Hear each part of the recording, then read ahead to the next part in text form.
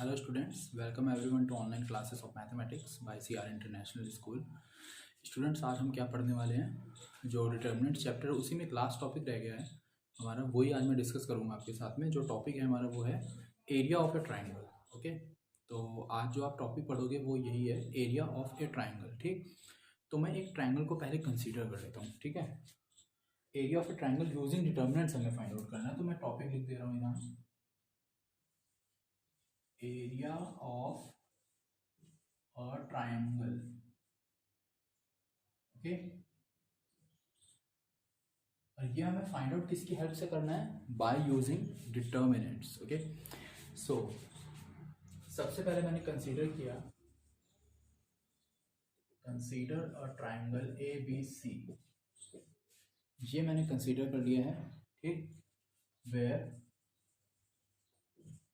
Coordinates of where the coordinates of vertices A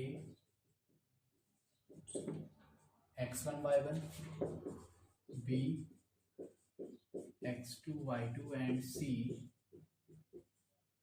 x3 y3 respectively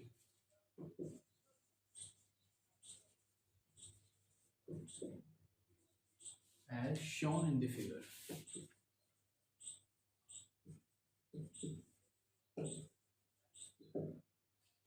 So मैं यहाँ पे कोई भी triangle A B C consider कर लेता हूँ।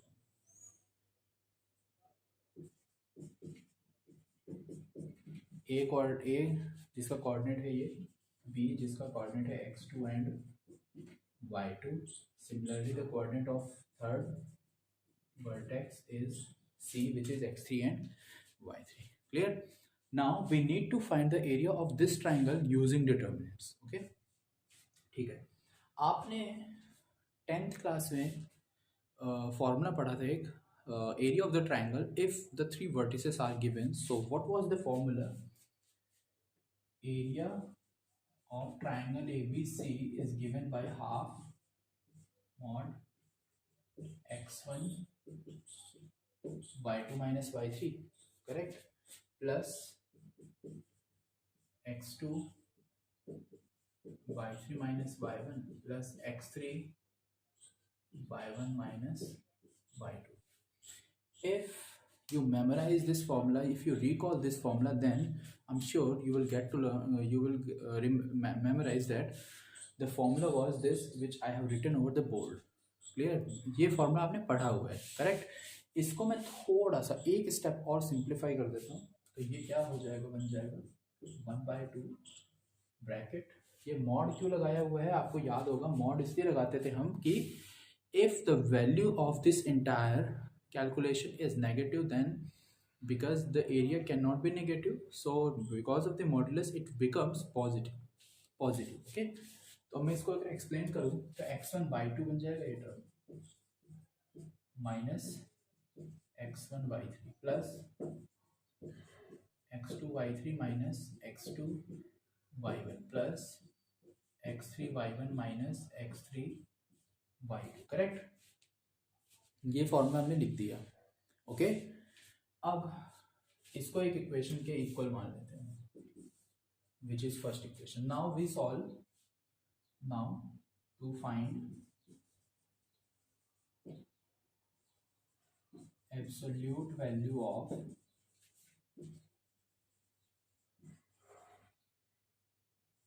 determinant x1 y1 x2 y2 and x3 y3 और 1 1। अब मैं इसकी एब्सोल्यूट वैल्यू फाइंड आउट करूंगा, ठीक, और इसको मैं इक्वल लेट कर लेता हूँ फिलहाल के लिए डेल्टा के इक्वल। ठीक है, तो डेल्टा की वैल्यू कितनी आ जाएगी,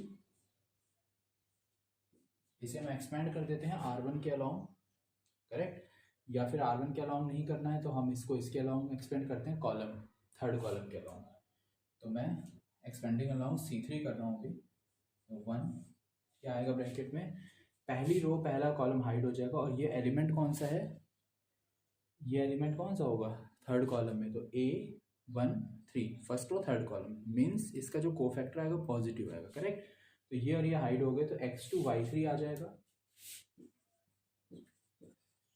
माइनस x3 y2 आ जाएगा, करेक्ट। देन -1 इसके लिए, क्योंकि यहाँ की जो पोजीशन होगी इस कोफैक्टर की वो क्या आएगी, यहाँ पे जो एलिमेंट आ रहा है ये कौन सा है, second row third column, so negative होगा, करेक्ट। तो ये टर्म और ये टर्म हाइड हो गए, तो x1 y3 minus x3 y1, correct. Then +1, अब क्या वैल्यू आएगी, ये और ये हाइड हो गए, x1 y2 minus x2 y1,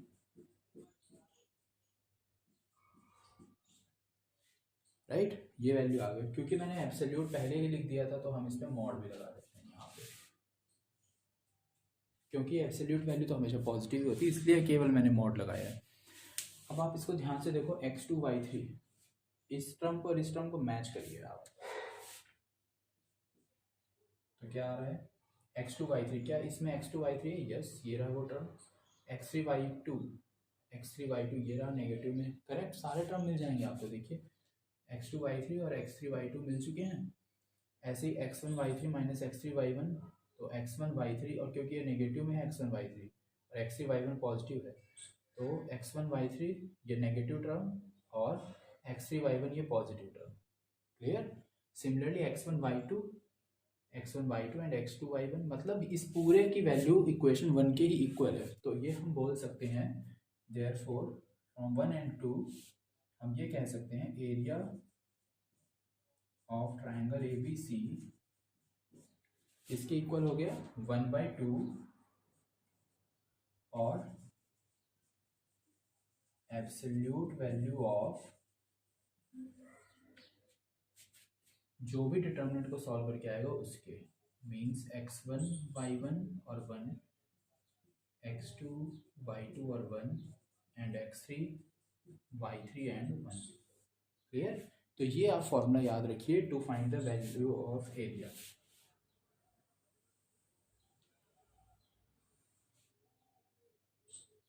इसको मैं बॉक्स में एनक्लोज कर रहा हूँ, तो ये वैल्यू है जो आपको याद रखना है, यही फॉर्मूला भी है जो आपको ध्यान रखना होगा।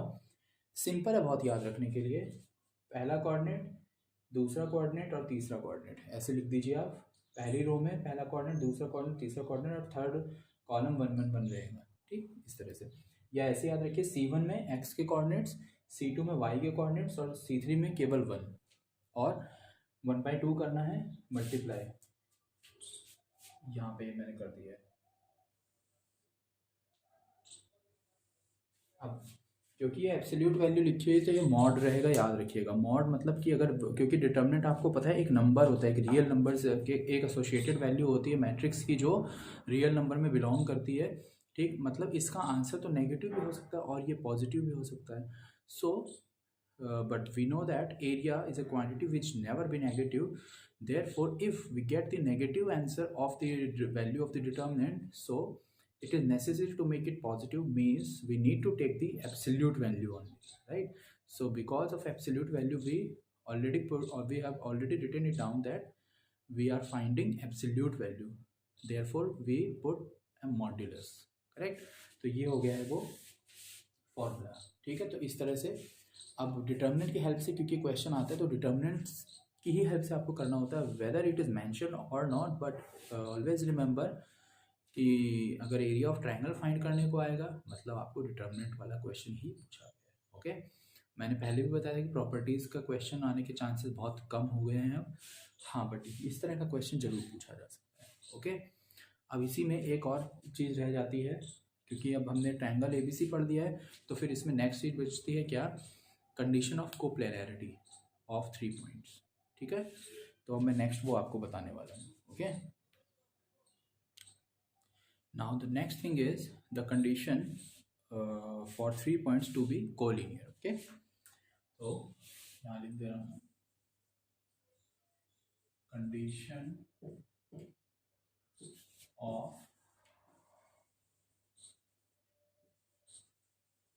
कोलिनियरिटी, सिंपल ये if let A, B and C, ठीक है, C का भी कोऑर्डिनेट लिख दे रहा हूँ. A, B, C are three coordinates. Now A, B and C will be collinear if. इस if का मतलब क्या होता है, I डबल F का मतलब होता है if and only if. इसको शॉर्ट में लिखते हैं if area of triangle ABC is equals to 0, right. और आपको ये मालूम है कि जो एरिया का फॉर्मूला होता है वो होता क्या है, half into absolute value of this determinant x1 y1 x2 y2 x3 y3 1 1 1, right. मतलब ये वैल्यू क्या हो जाएगी, 0 के इक्वल होनी चाहिए. और we can say x1 x2 x3 y1 y2 y3 and 1 1 1, it would be 0 only. तो यही है कंडीशन ऑफ कोप्लेनैरिटी, ठीक है. It means if there are 3 points given and it is being asked in the question whether means to prove that the 3 given points A, B, C are collinear, then you need to find the area of the triangle, ठीक है. If it is 0, then we will say that the given points are collinear. If it is not equals to 0, then the given points will not be collinear. Okay, तो ये हो गए कुछ, मतलब ये है जो दो फॉर्मूले आपको यूज़ करने, ठीक है. अब मैं एक एग्जांपल इसी में ही आपको बता देता हूँ इसी के साथ कि हमें 3 पॉइंट दे रखे हैं, तो हम एरिया कैसे फाइंड आउट करेंगे. बहुत इजी है. फिर इससे रिलेटेड क्वेश्चंस आपको सॉल्व करके देखने हैं. ओके, तो मैं एक एग्जांपल कंसीडर कर लेता हूँ यहाँ पे.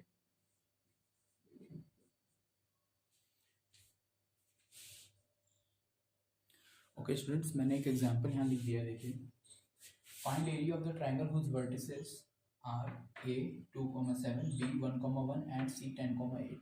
Now we need to find the area. Okay, so इसका जो सॉल्यूशन है वो मैं इधर कर दे रहा हूँ इस पोर्शन में. ओके, अब देखिए हमें एरिया फाइंड आउट करना है, तो हम सॉल्व किस तरह से करेंगे. हमने यहाँ लिख दिया सॉल्यूशन. नाउ आपको मालूम है कि फॉर्मूला ऑफ एरिया क्या है, तो आप लिखेंगे area of triangle ABC is given by half absolute value of the determinant. और डिटर्मिनेंट यहाँ पे मेंशन करिए. तो डिटर्मिनेंट में आप क्या लिखेंगे, ये जो कोऑर्डिनेट्स दे रखी हैं ये सब लिख दीजिए आप. तो 2 और 7 1 1 एंड 10 और 8, और यहाँ भी 1 1 1. ओके, ये मैंने मेंशन कर दिया फॉर्मूला. अब इसको एक्सपेंड कर दो आप. सो 1/2 इंटू एब्सोल्यूट. अब देखिए, क्योंकि एब्सोल्यूट वैल्यू तो बार बार मत लिखिए एब्सोल्यूट वैल्यू. अब इसको हम एक्सपेंड करेंगे तो हम यहाँ पे एक मॉड पुट कर देते हैं. तो हमने यहाँ एक मॉड बना दिया और इसको हम एक्सपेंड कर देंगे R1 के अलाउंग 2. कितना आएगा देखिए, इसको हाइड करिए. 1 - 8 - 7, ये और ये हाइड हो गए. 1 - 10 + 1. अब ये और ये हाइड हो गए, तो 8 - 10 -2. ओके, और मैंने मॉड यहाँ पे भी प्लेस कर दिया एंड पे. ये ब्रैकेट है, फिर मॉड है. तो कितना आ गया, 1/2 मैग्नीट्यूड ऑफ 1 - 8 -7 × 2 -14 -9 और -7 + 63 एंड -2. 63 -2 61. 61 में 14 माइनस कीजिए आप, तो 47 आ जाएगा. मीन्स 47/2, क्योंकि बाहर हाफ भी है और क्योंकि ये एरिया है तो स्क्वायर यूनिट्स. और क्योंकि ये एरिया होगा, सो इसकी यूनिट ज़रूर आपको मेंशन करनी होगी। तो ये हो गया, ठीक है। तो इस तरह के सिंपल कैलकुलेशन बेस्ड इसका 1 नंबर या मैक्सिमम 2 नंबर में क्वेश्चन आ सकता है। इसी तरह से इसके कोलिनियरिटी से रिलेटेड क्वेश्चन भी हो सकते हैं, ठीक है। अगर इस टॉपिक में वैसे चैप्टर कंप्लीट हो गया है, चैप्टर नंबर 4, और इस तरह के क्वेश्चन सिंपल से गिवन है, क्योंकि आपको कैलकुलेशन कम्प्लीटली आती है, सब कुछ मैं सिखा चुका हूँ और आप समझ भी चुके हैं, तो इसलिए मैं और क्वेश्चन अभी नहीं बता रहा हूँ इस वीडियो में। हाँ, but if there will be some kind of questions which I need to tell you how to solve such kind of question, then मैं एक वीडियो और बनाऊँगा, ठीक है। और अगर इस तरह के क्वेश्चंस नहीं हुए तो फिर हम नेक्स्ट चैप्टर फिर स्टार्ट करेंगे, ठीक है। बट मे भी हो सकता है, क्योंकि मुझे याद आ रहा है 1-2 क्वेश्चन इस तरह के मिल सकते हैं अभी, जो मैं आपको एक्सप्लेन जरूर करूँगा, ठीक है। तो वो फिर मैं नेक्स्ट वीडियो में कवर करूँगा, ओके। और फिर after ending this chapter, after completing this chapter, I will start chapter number 2 which is inverse trigonometry, okay. तो ये चैप्टर ऑलमोस्ट एंड हो चुका है। इस टॉपिक को समझने के बाद में क्वेश्चन जरूर कीजिएगा सॉल्व, ठीक है। तो और जो भी प्रॉब्लम आती है फिर आप उसे पूछ सकते हैं, okay. Thank you very much.